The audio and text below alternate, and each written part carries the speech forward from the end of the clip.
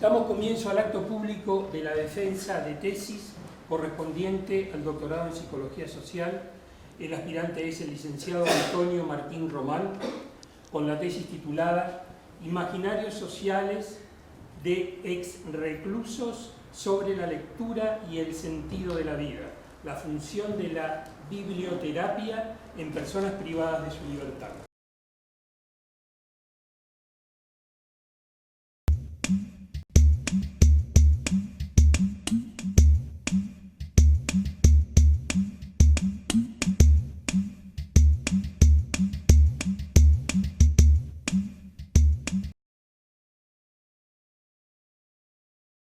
I would like to welcome Mr. Antonio. He is from Argentina. He is here to attend a conference on digital library systems, which is taking place in National Law University, New Delhi.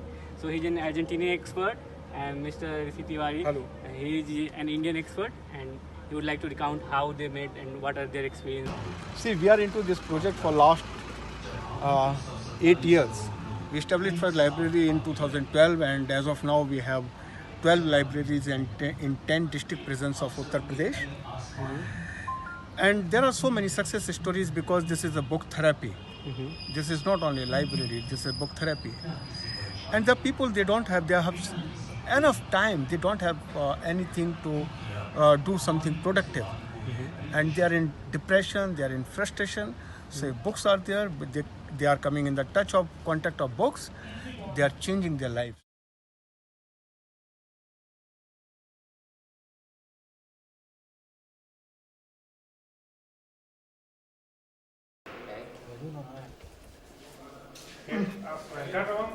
¿El carro lo dejas acá? Sí, yo generalmente hago la entrega y retiro libros desde la puerta del pabellón.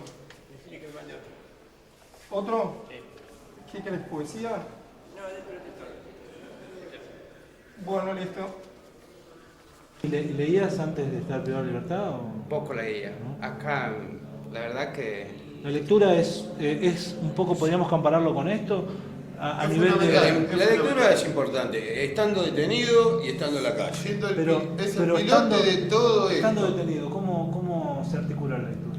Y lo articulamos de la manera que nos instruimos bastante y no pensamos tanto que estamos entre rejas, ¿entiendes? Nos escapamos, o sea, la escuela, ¿no? Venir al colegio. A nosotros nos despeja y aparte aprendemos. Por el 85, 86 más o menos. Bueno, yo estaba detenido en Devoto. La biblioteca fue la primera lucha nuestra. Fíjate vos, ¿no? Como yo creo que tantos años, viste, que uno además se olvida, las cosas se quiere olvidar. Pero la primera lucha fue conseguir el ingreso a los profesores. Eso fue lo primero. Y lo segundo, inmediato, porque entre el profesor que trae un libro bajo el brazo. Claro. Bueno, ¿dónde dejo este libro? Y no hay. Bueno, vamos a armar. Entonces, pensando entre todos, bueno, vamos a armar. Lo preguntamos a la autoridad. Nos dijeron sí. Había una que había que leer el prólogo para poner en el tema. El tema, claro, la clasificación decimal universal. Ahí está. Que había que el 3 era ciencias sociales, el 1 bueno, tenías que leer el prólogo, por lo menos, claro. Claro, leer cómo era. Más allá del título. Claro, cómo se hacía. Entonces no era hasta que vos lo mirabas y decías, bueno, este para acá, este para allá. No, había que investigar el libro. Exactamente. ¿Viste? Eso yo decía, pero no es tan fácil. La idea del video introductorio era para entender un poco la idea de la cosmovisión que viven las personas privadas de libertad. A modo de introducción quiero mencionar dos importantes referentes, figuras, docentes, escritores, que han sido de gran influencia para el desarrollo de esta tesis doctoral. Uno es José Edmundo Clemente, quien fuera mi profesor en Psicología y Estética y el Lector, autor del libro Psicología del Lector, quien tuvo una gran amistad con Jorge Luis Borges, con el cual compartió la edición del Lenguaje de Buenos Aires, fue director de la Escuela Nacional Bibliotecario, su fundador, y miembro del número de la Academia Argentina de Letras. Por otra parte, quien honra con su presencia y con su apoyo el doctor Oscar Ricardo Oro, quien, además de ser autor del libro Persona y Personalidad, que está integrado en varias partes dentro de la tesis. Ha tenido una vinculación muy cercana y de amistad con Viktor Frankl, quien, como vemos en esta nota, dio su apoyo para la creación de la Fundación Logoterapéutica Argentina, del nombre Viktor Frankl, al cual el doctor Frankl le dio su expreso apoyo, y hoy en día el doctor Oro es su presidente.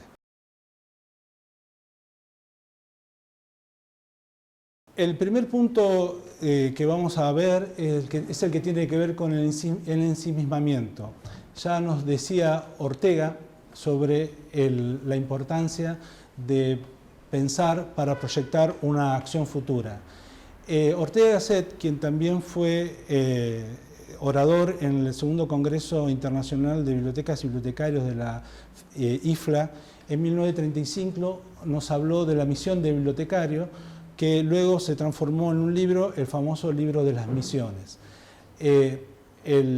Ambos trabajos, el trabajo que tiene que ver con el ensimismamiento y el trabajo que tiene que ver con la misión de bibliotecario, también componen parte del marco teórico de la presente tesis. Al respecto, es importante destacar la figura de Nelson Mandela, Premio Nobel de la Paz, 27 años privado de la libertad y presidente de Sudáfrica, que nos dijo que la celda es un lugar idóneo para conocerte a ti mismo, te da la oportunidad de meditar y evolucionar espiritualmente. El segundo aspecto de la línea teórica de esta investigación tiene que ver con la imaginación. Decía Borges que el único instrumento creado para el hombre de extensión de su mente es el libro. Por otra parte, Stanislas Dehaene, el famoso neurocientífico, nos dice que la lectura es un beneficio a nivel neurobiológico.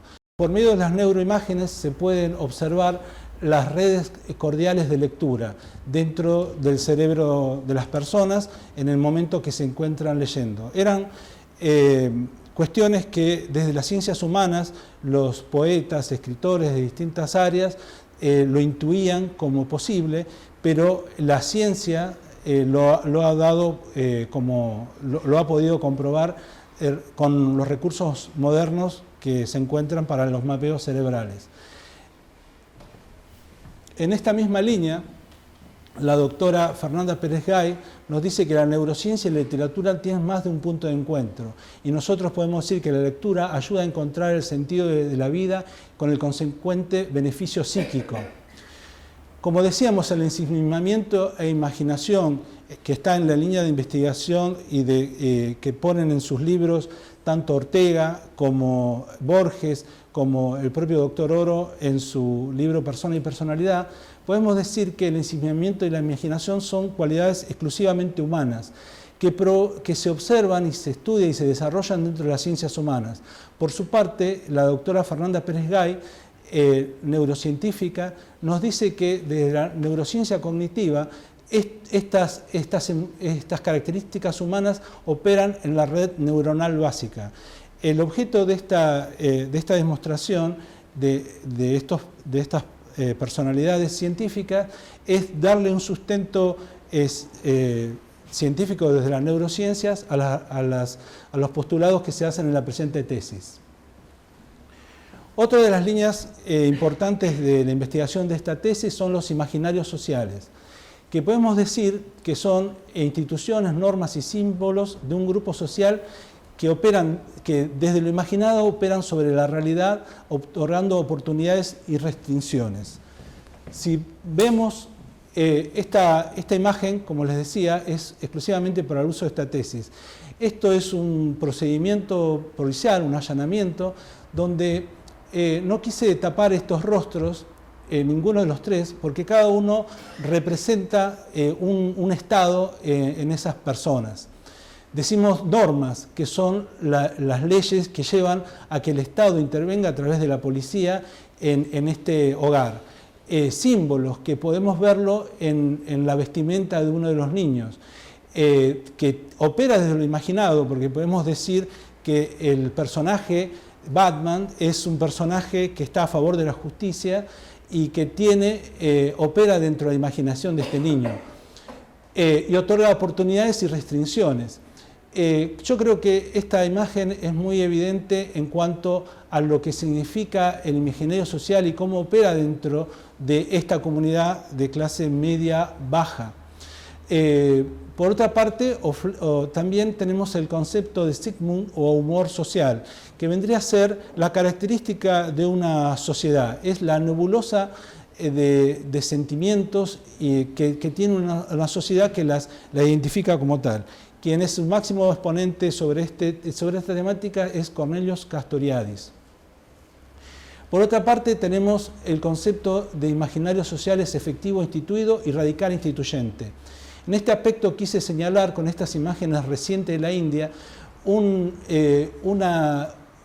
cómo en este grupo de instituido opera dentro de las personas que viven en esta cultura, una sociedad de 5.000 años de antigüedad, donde estas vestimentas son de uso cotidiano y no tradicional. No es que están vestidos para un evento, sino es su modo de vida habitual, que establece normas, reglas de lo posible y lo no posible dentro de una sociedad con roles bien definidos. Esta imagen bien podría ser quizás de la Edad Media o de algunos siglos atrás, y sin embargo es contemporánea por lo instituido que tiene el imaginario de esa sociedad. Por otra parte, acá vemos cómo el aspecto religioso también está instituido dentro de, por ejemplo, este grupo, dentro de los cuales existen los magmas de representaciones que operan dentro del psiquismo y el magma de significaciones sociales imaginarias que operan dentro de la sociedad.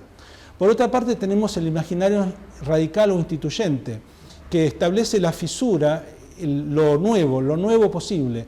Acá vemos en esta imagen al director de la Biblioteca de la Corte Suprema de la India, que nos muestra la nueva India, el nuevo orden legal, el nuevo orden social, que viene a generar esa ruptura con esos 5.000 años de historias que están aún presentes en nuestra sociedad. Esto mismo ocurre con las personas que están privadas de libertad.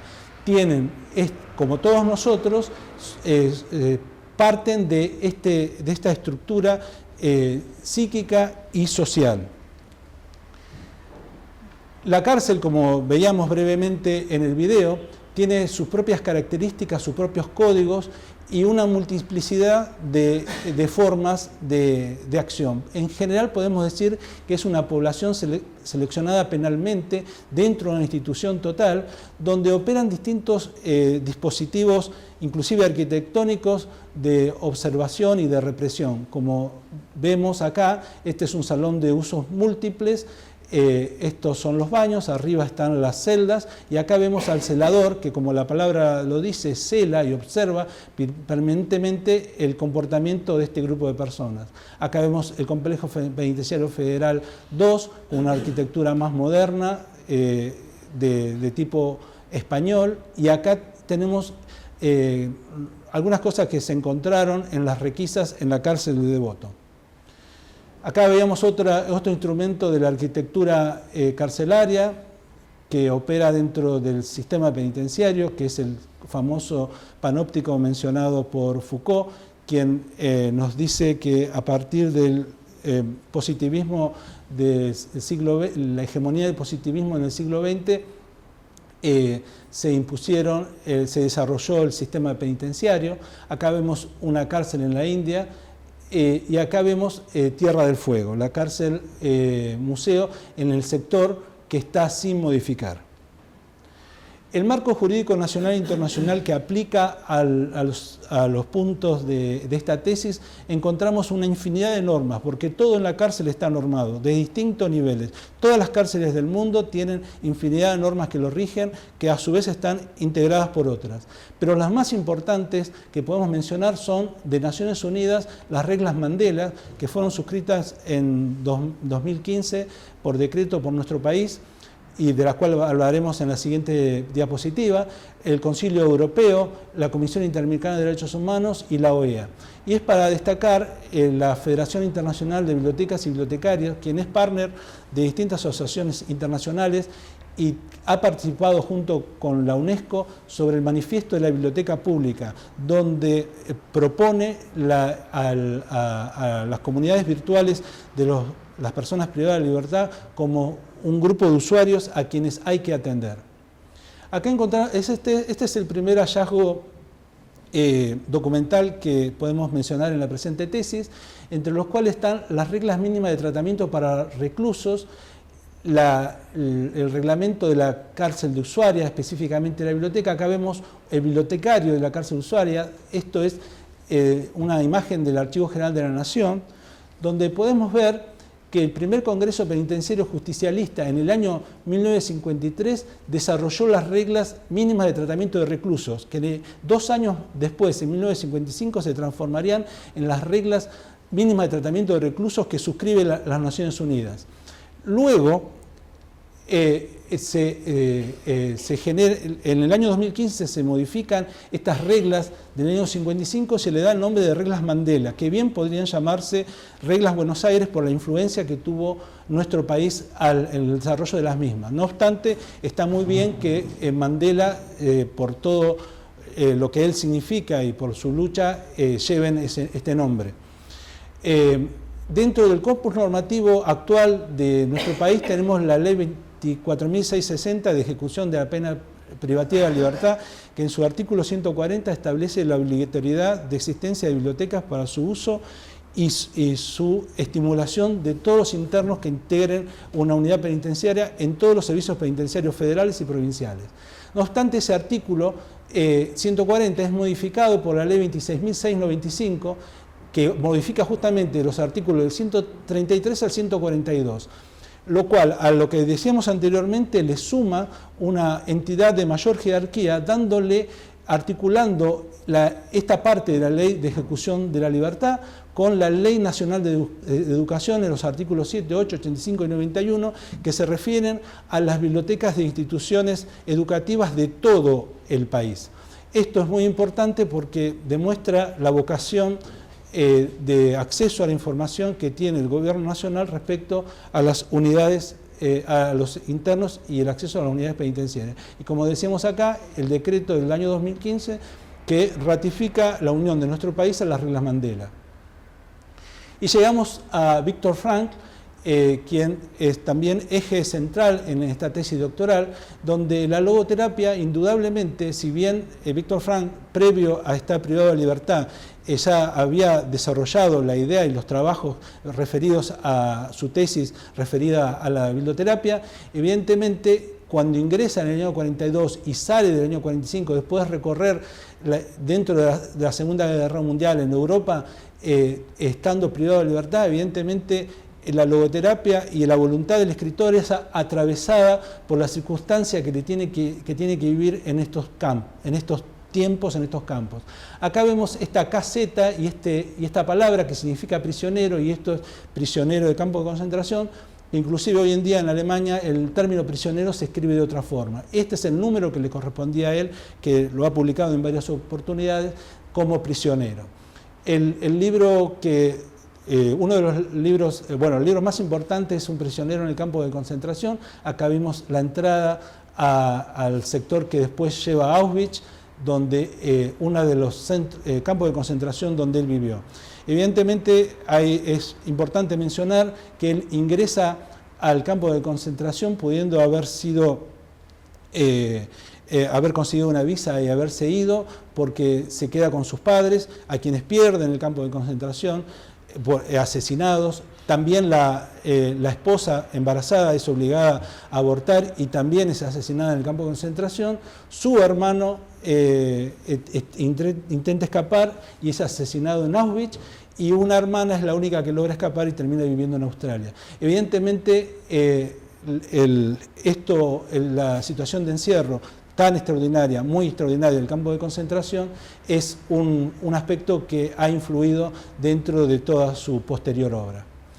Como interesante para señalar dentro de la línea de cuestiones que tienen que ver con Víctor Frank y la biblioterapia, podemos mencionar el primer caso que menciona de la biblioteca de Terezín, un campo de concentración que fue desarrollado para la propaganda nazi con el objeto de dar una imagen falsa de cuál era el tratamiento de las personas que estaban en los campos de concentración, de los cuales él observa en su observación de psiquiatra y de persona sensible a este tipo de situaciones, que 1000 jóvenes eran trasladados a Auschwitz. De esos 1000 jóvenes tomaron la iniciativa de saquear la biblioteca de Terezín, que aún sabiéndose a una muerte segura o a aún peores condiciones de prisión, tomar a un poeta o novelista o científico favorito. Esto lo dice en su libro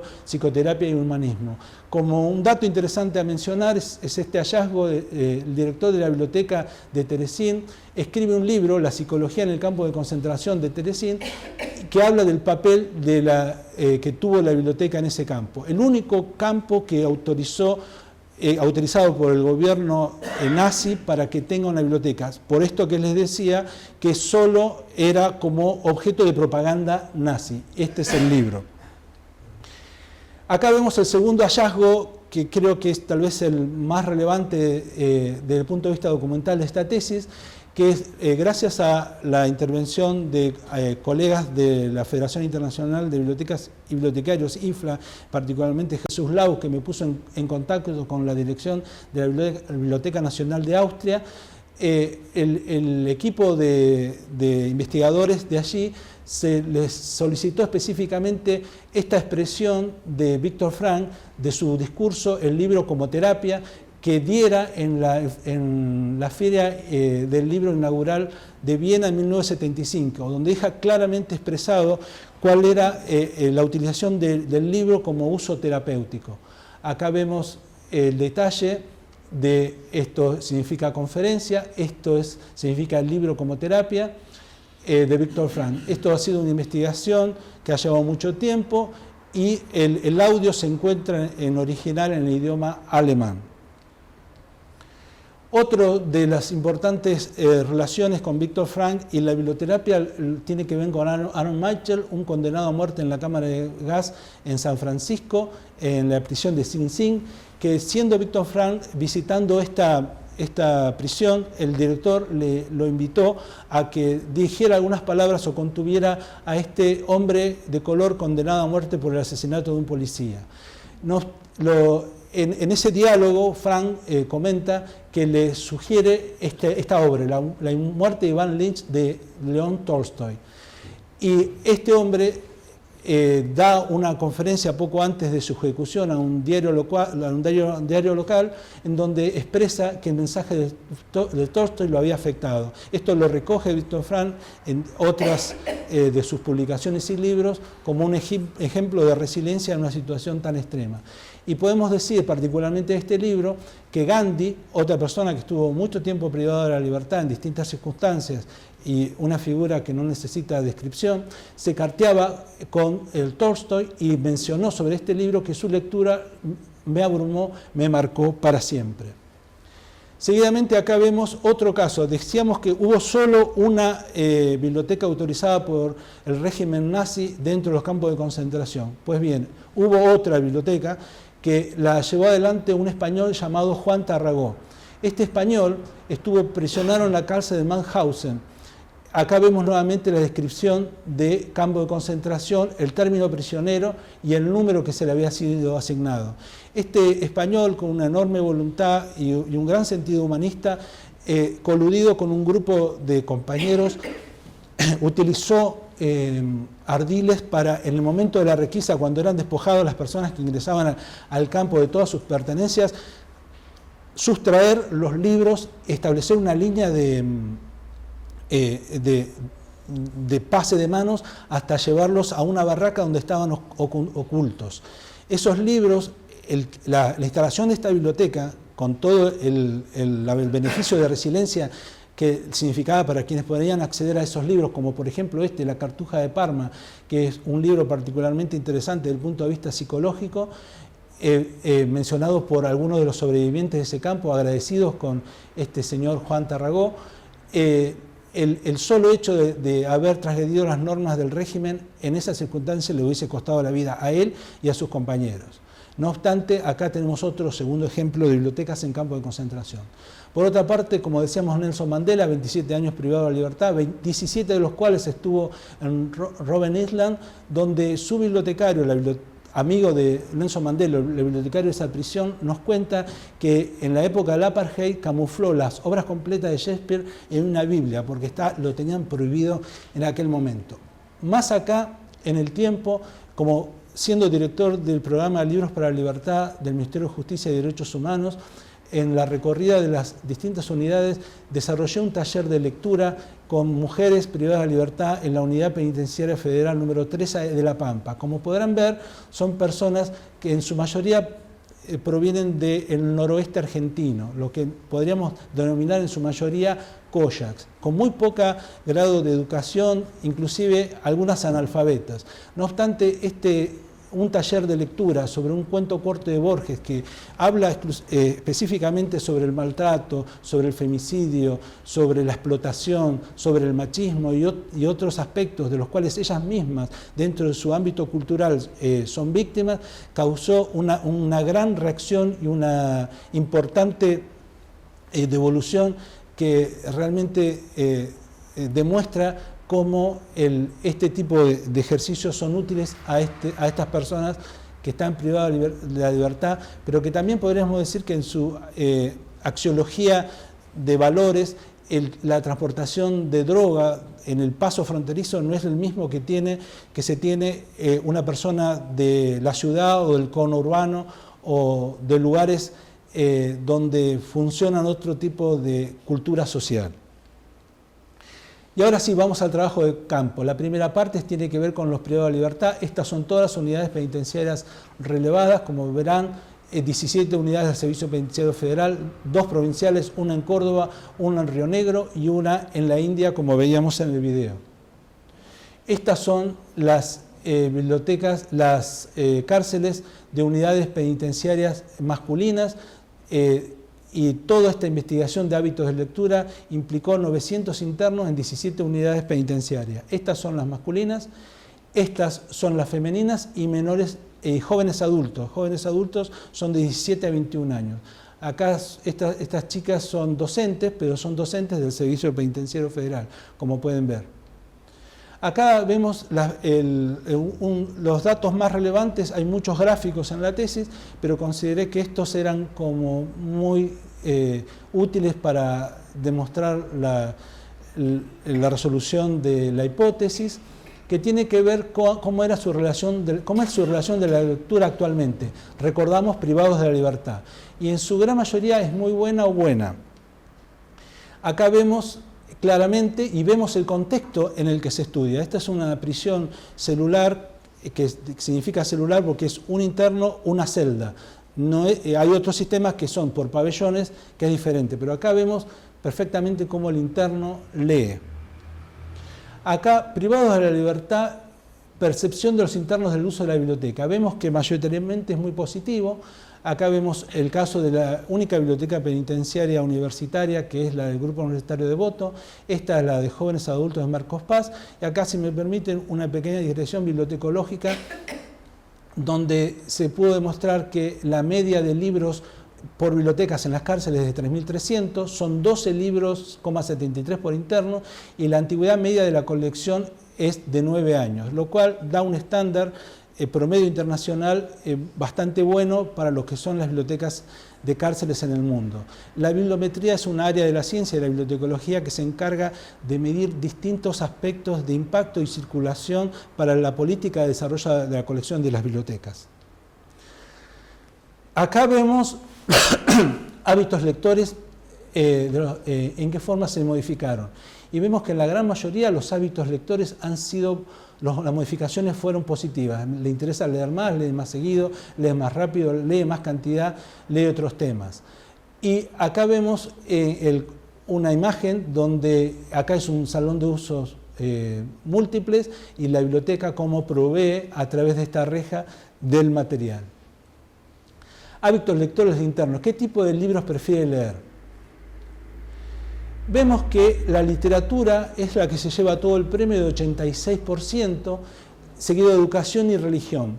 pero al 86% de las respuestas positivas con respecto a la literatura, podemos cortarlo a la mitad, porque el 50% de esto puede estar relacionado con la obligatoriedad de lectura para sus áreas de educación específica, de secundario, primario, universitario, que cursan dentro de las cárceles. Y la otra parte, junto con religión, apunta más bien al concepto de resiliencia, porque lo hacen por libre voluntad, con la idea de ser, de liberarse, como decía el interno, de poder escaparse, aunque no termina de decir la palabra porque considera que es una palabra inadecuada decírmela a mí en ese contexto, pero la verdad es esa.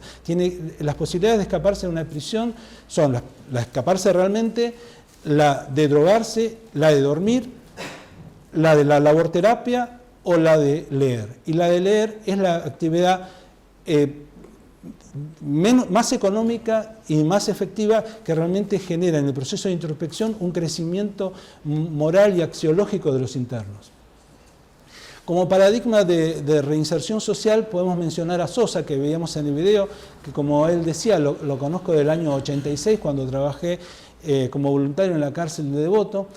Sosa, en el año 91, fue el primer interno en recibirse abogado, que también está en el video, y en el año 1993 fue indultado y desde ese año trabaja en el Ministerio de Justicia y Derechos Humanos, en el área de Dirección de Política Criminal, hasta hace poco que se jubiló.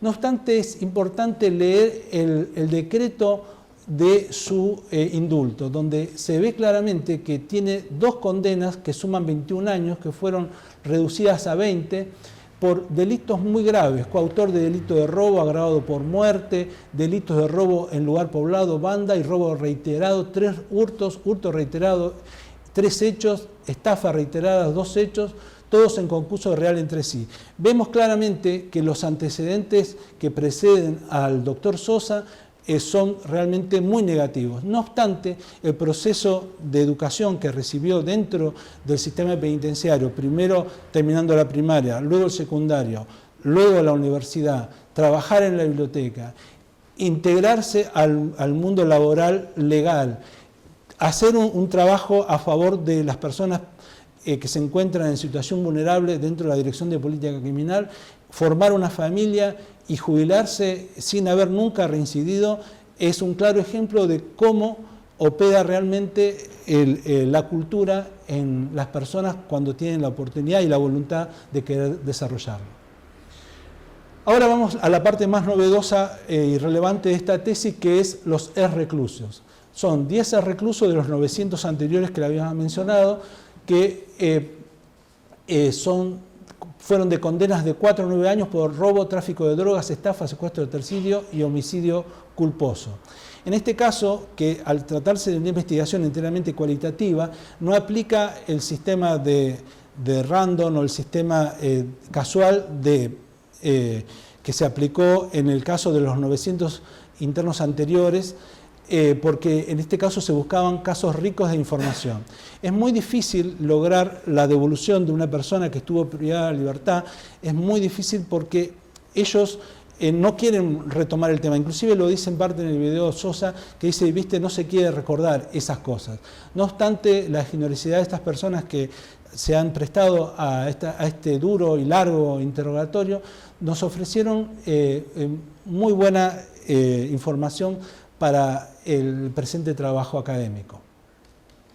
La vida social antes de estar privado de la libertad. Bueno, mayoritariamente niños solos, recurrente falta de imagen paterna, el colegio actuó de manera expulsiva, ninguno cumplió el secundario y sufrían distintos estigmas: incapacidad, debilidad, adicción, prostitución. Términos como negro villero o delincuente eran comunes en su proceso de niñez y adolescencia. Y acá vemos en la imagen cuál es la visión que pueden tener estas personas, esos jóvenes en estas circunstancias, donde vemos gente trabajando, policías interrogando a 3 muchachos en la vía pública.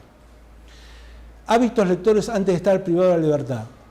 Ellos dicen no haber tenido hábitos lectores, algunos leían poco antes de su reclusión, y compartir lectura no era una práctica demasiado habitual. Este es un aspecto muy importante de mencionar, porque en la investigación cualitativa es importante destacar lo que sabe, piensa y cree la persona durante la entrevista. El aspecto de la lectura, compartir la lectura es poco habitual. Eso cambia radicalmente cuando se está en prisión. Cuando se está en prisión, en el patio, es muy común que aún los prisioneros más violentos dicen haber leído o leyeron algún libro de Caño. Caño en la traducción significaría policial, o de algún tema como algo bueno para compartir a la ranchada. La ranchada es el grupo de personas con los cuales ellos comen y conviven como si fuera una microfamilia. Bueno, este aspecto es también muy interesante, cómo cambia, cómo lo observan ellos y cambio estando en libertad. Las respuestas, decíamos esto, el repertorio metacomunicativo era muy importante. Estas fueron algunas respuestas que daban los reclusos, que igual se desarrolla más adelante.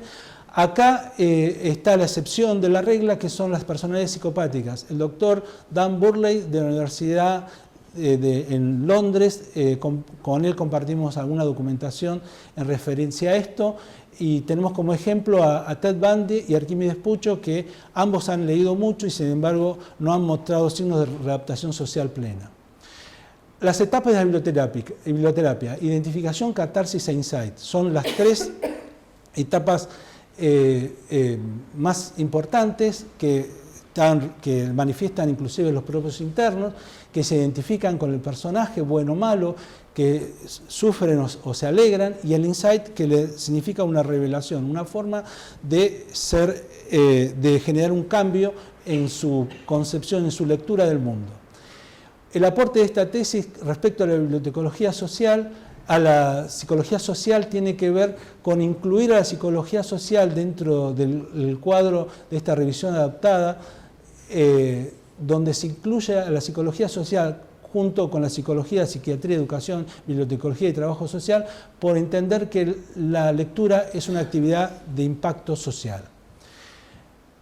La propuesta de definición es proceso de interacción con los libros y por extensión con otros textos que encierran un contenido convocante que le permite a una persona recrear y encontrar en ellos contenidos que dan sentido a su vida o que funcionan como mecanismo para sanar aspectos psíquicos. Por último, podemos decir que se confirma la hipótesis y se permite afirmar lo siguiente: la estigmatización y el determinismo de los imaginarios sociales que en un pasado recayeron sobre ellos son revertidos por acción reflexiva y el pensamiento crítico que se logra de la lectura. Permite desarrollar mayor empatía dentro del contexto de encierro, opera como mediadora de una nueva construcción de realidad personal y social del interno. Por último, y quizás el más importante, les posibilita encontrar un nuevo sentido de la vida en la situación de encierro que les permite optar por un mejor futuro en libertad. Esto está directamente relacionado con los tres principios básicos de la logoterapia: la libertad de voluntad, la voluntad del sentido y el sentido de la vida. Este último párrafo es el que cierra el concepto de la presente tesis doctoral. Muchas gracias. Este es un trabajo donde la logoterapia no había todavía ocupado un lugar. Y bien Frank tenía como punto importante de sus teorías la biblioterapia o la autobiblioterapia, que nunca había sido llevado a cabo en una situación como una cárcel. Lo que hace el licenciado es tanto en las cárceles de acá de Argentina como en las que en el último tiempo visitó en algunos viajes que hizo, sobre todo el de la India, pudo poner en marcha también, o pudo ver, pudo cotejar lo que se hacía en otras cárceles con los presos y el acceso a la lectura. Es evidente que el acceso a la lectura carcelaria es algo bastante nuevo, nunca se le llevó mucho la punta tampoco.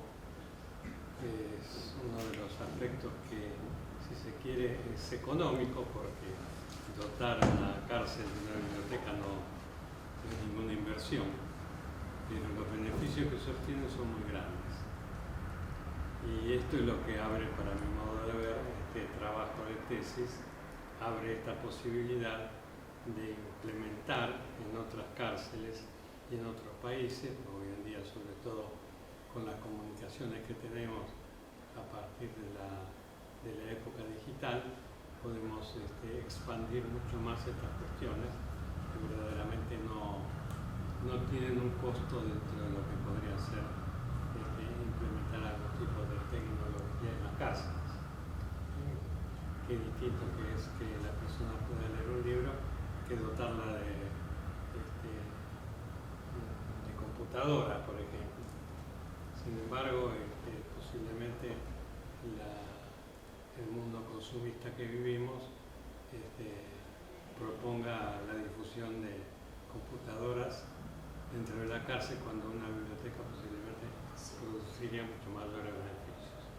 Este es un trabajo que permite precisamente ver hasta dónde puede un preso que lee, hasta dónde puede modificar su conducta, que es uno de los pocos elementos que traen de modificación, porque en la cárcel la sanción y estar detenido implica un paréntesis en la vida, pero no le agrega nada. La que le puede agregar algo en todo caso es una biblioteca, que le puede permitir otra perspectiva a un costo muy económico y algo que solamente pasa por la voluntad, digamos, del preso, que se dé cuenta de la situación que está y que la vida le está permitiendo una nueva inserción de conocimientos y que lo puede beneficiar. Cosa que ha hecho el licenciado en esta tesis, ha seguido en la vida de precisamente personas que estuvieron detenidas en una institución de la justicia argentina, que tiene un nombre específico que no lo tengo muy a la mano. Este trabajo permite verdaderamente tratar a los presos con dignidad, no costando esto nada desde el punto de vista económico y produciendo muchos beneficios a la personalidad del detenido, que es lo que se busca y posiblemente no se encontraba. Acá hubo una situación muy particular, que fue que en una de las clases de la universidad del doctorado en psicología social, que yo dictaba hasta estos últimos años, como sigo la línea de Frankl en muchas cuestiones, encontré al licenciado como alumno, y cuando descubrió esta posibilidad que brinda la logoterapia a través de la autobiblioterapia, bueno, fue una conjunción de elementos muy beneficiosa para la dignidad de los presos. Muchas gracias. Y algo que ha pasado desapercibido, no tiene prensa esto, no tiene difusión, esperemos que a lo mejor ahora tenga alguna. Ojalá. Que permita aprovechar algo tan valioso y tan modificador de las conductas, si se quiere, mucho más que la cárcel en sí, porque les trae otra perspectiva a los presos, les permite ser de otra manera y les permite encontrar un sentido para vivir, cosa que no es tan sencilla. Posiblemente no se logre en un consultorio terapéutico o en una sesión psiquiátrica, pero sí se puede lograr en la soledad de un calabozo con un libro en la mano.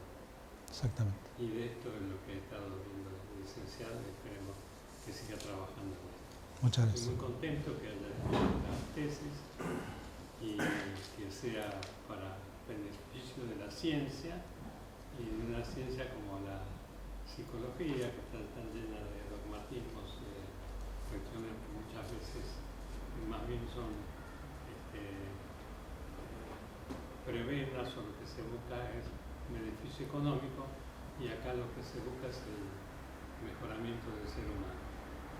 Creo que verdaderamente es lo más que posiblemente haya hecho la justicia, o la justicia tenga como norte lograr una mejora del ser humano.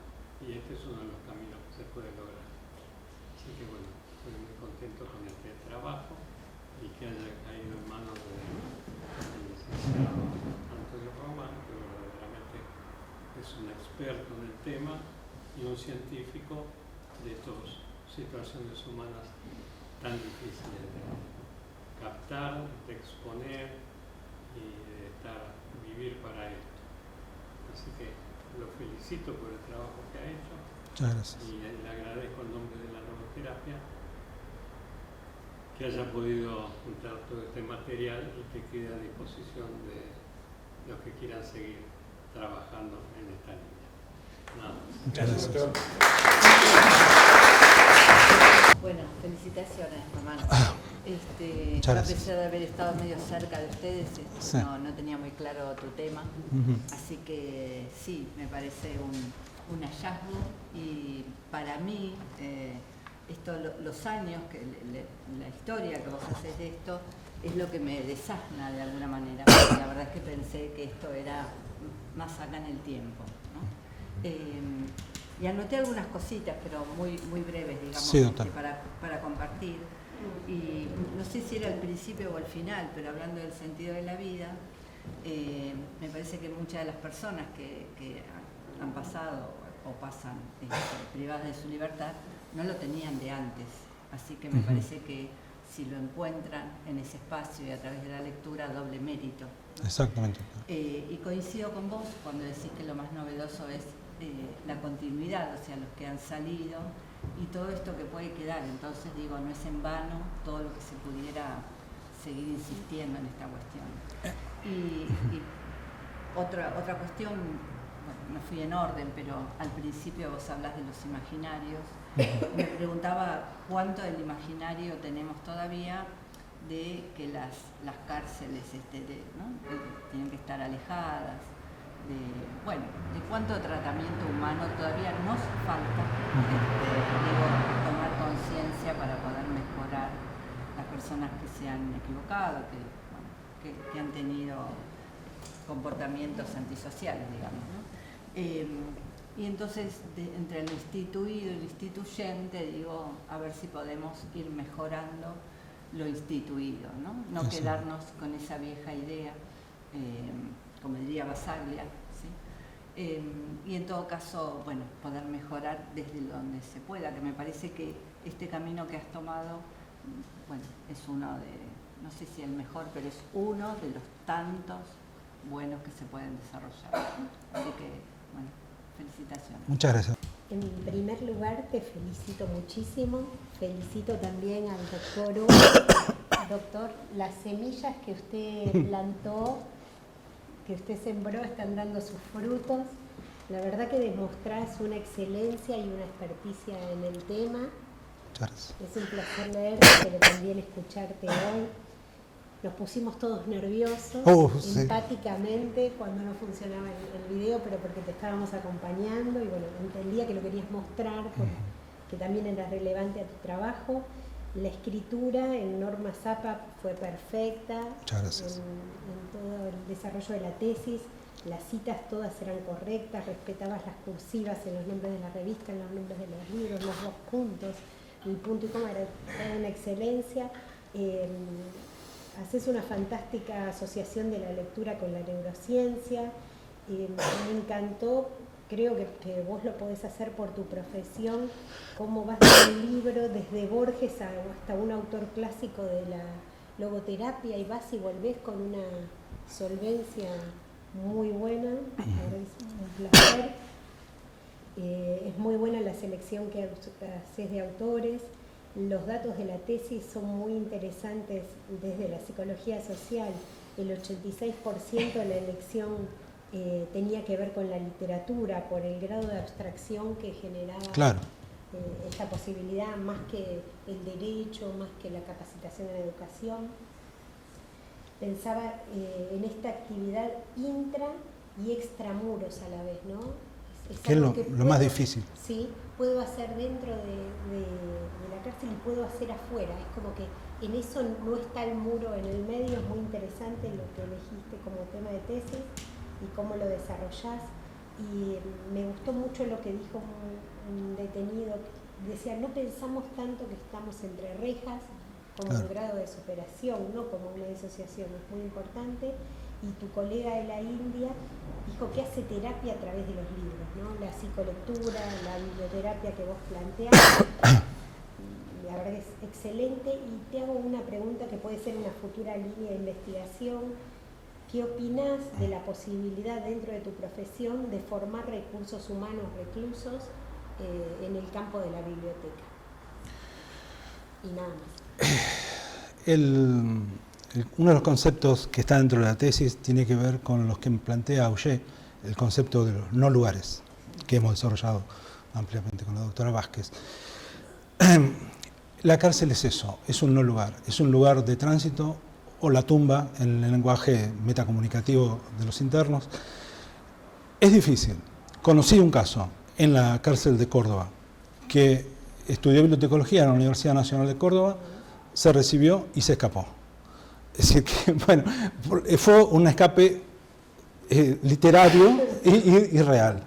Porque literal, cuando tuvo la oportunidad de salidas transitorias, decidió, una persona que en su fantasía quería ser avicultor transhumante, todo un personaje.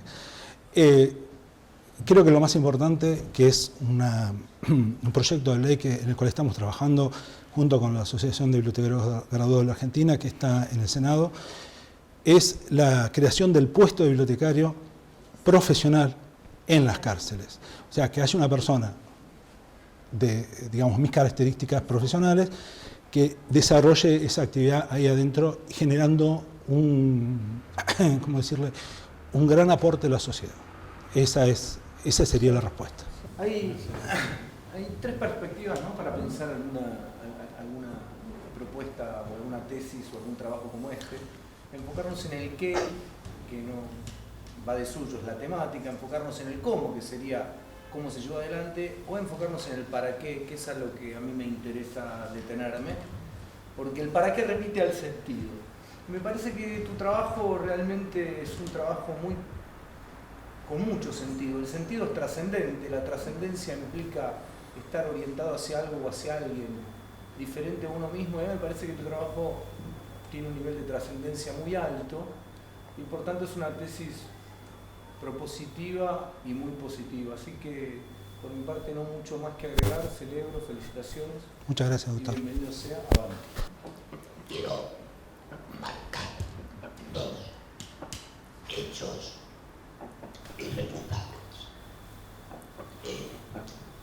Doctora Román marcó los lineamientos de la logoterapia a lo social. Es algo que todavía la logoterapia está en deuda, a pesar de que Frank siempre basó su antropología en que la persona es un ser psicofísico, socio, espiritual. A mí, personalmente, después de muchos años transitando el hermoso camino de la logoterapia, llegué a la conclusión de que la logoterapia no se puede quedar solamente en lo intelectual. La logoterapia, como hizo el doctorando, hay que bajarla a la realidad cotidiana. Y la realidad de un detenido en una cárcel es una realidad donde lo fundamental son los condicionamientos de todo tipo que sufre. La otra consideración que quiero hacer es el medio en que el doctorado estuvo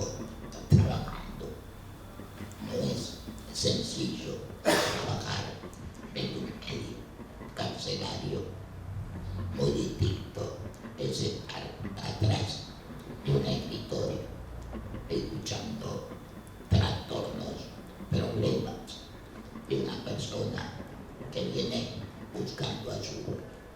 El doctorando no esperó que le vinieran a pedir ayuda. Él dio ayuda a un necesitado. Y eso es lo que Víctor Frankl, creador de la logoterapia, hizo.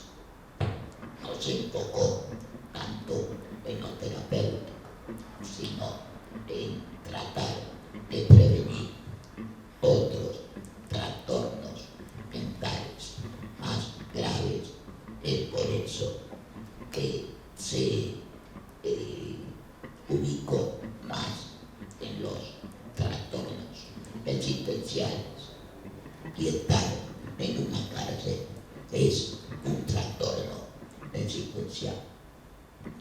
Quiero celebrar, felicitar de su trabajo intelectual y su trabajo humano.